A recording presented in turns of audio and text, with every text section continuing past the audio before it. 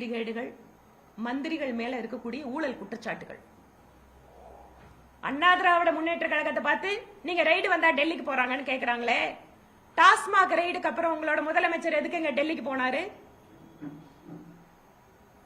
உங்களோட மினிஸ்டர்ஸ் மேல enforcement directorate குற்ற பத்திரிகை கொடுக்கறாங்க. உங்களுடைய பதில் என்ன? இதுதான் நீங்க ஊழல் இல்லாம நேர்மையா அரசாங்கத்தை நடத்துற விதமா?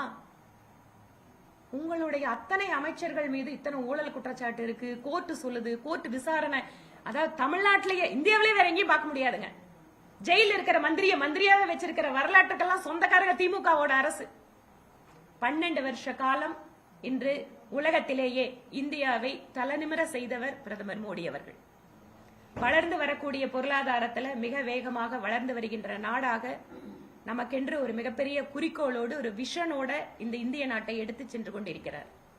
அதனால் அவர் ஏதோ ஒரு குறிப்பிட்ட மாநிலத்திற்கு எதிராக இருக்கிறோம், இல்ல மக்களுக்கு எதிராக இருக்கிறோம் அப்படிங்கிற பொய் பிரச்சாரம் இனிமேலும் எடுபடாது. 40 எம்பிக்களை தமிழ்நாட்டு மக்கள் கொடுத்தாங்க. ஏதாவது பிரயோஜனம் உண்டா?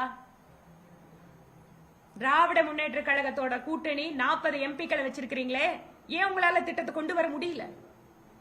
அப்போ உங்களுக்கு 40 எம்பி கொடுத்தது வேஸ்ட் தானே மக்கள் புரிஞ்சுக்க ஆரம்பிச்சிருக்காங்கல்ல.